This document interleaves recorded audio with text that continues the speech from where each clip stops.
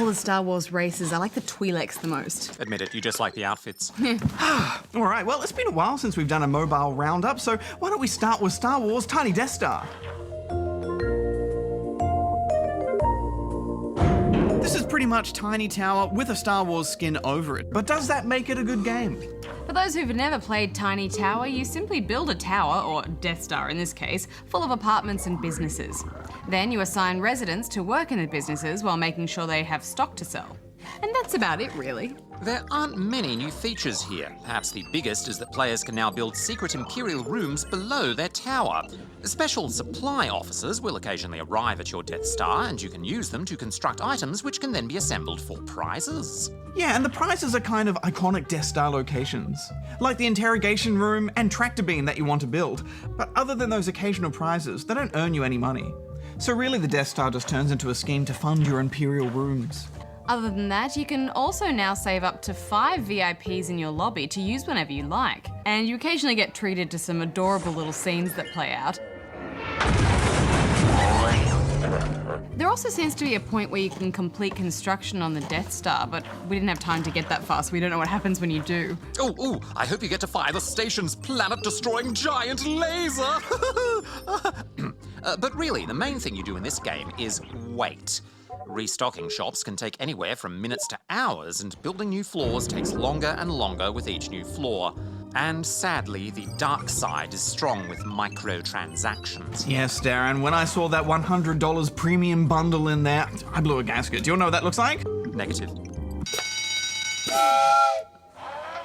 He showed us anyway. Yeah, wow. If any grown-ups out there are worried about it, you might want to turn off in-app purchases to be safe.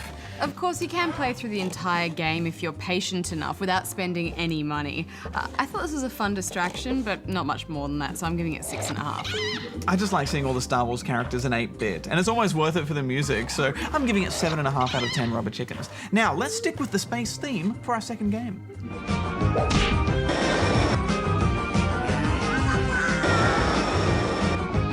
Rabbids Big Bang lets you launch those pesky wabbits into orbit. Then you get to fly them around between planets with a jetpack, outer space, and jetpacks. What a combo! Well played, game.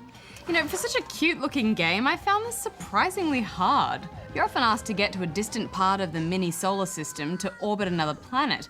But the tricky thing is you spend most of the time aiming at something that's not even on screen. Plus, to make it even harder, you have to get there by looping around planets. Being a veteran astronaut, I can tell you that this has all the right ingredients, from limited fuel to burn times and orbital trajectories. But the game tries to wrap it all into overly simple controls. You just tap the screen to fire your jetpack and that's it. Worst of all, the physics felt more like random luck than rocket science. Outrageous! Yes, I really wanted to like this, but I felt whenever I passed a mission, it was mainly because of luck than actual skill. So I'm giving it 5 out of 10 rubber chickens. It really missed the mark, didn't it? I'm giving it 4. All right, next up we've got Monster Meltdown.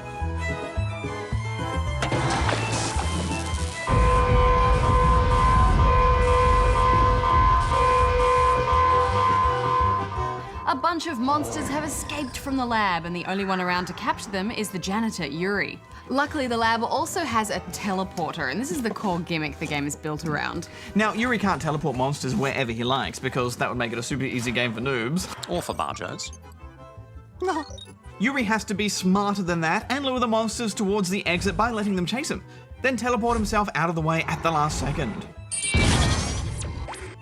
And of course, there are challenges in the way, and it's instant death if you touch a monster or one of these laser walls.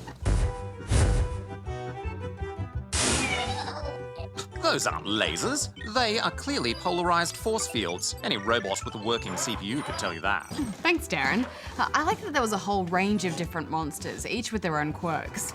As well as the mean ones that chase you, these scaredy cats run away, so you need to herd them in the right direction. And these guys must just have too much energy because they keep walking around and ignoring you. Yeah, I found it pretty easy to figure out those monster behaviors. The game's real challenge comes from the level layout.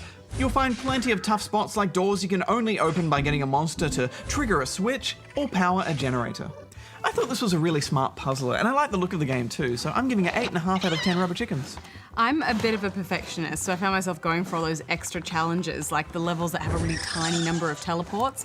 Also, Monster Meltdown is a free game without any microtransactions, so it gets an 8 from me. All right, you two, if you've finished reviewing, evacuate the studio or sit tight and put your fingers in your ears because I'm about to disrupt the space-time continuum. Oh no, I'm out of here. Why fingers in my ears, Darren? I don't understand. Well, that's to stop the microscopic time spiders from getting into your brain. Manipulating time!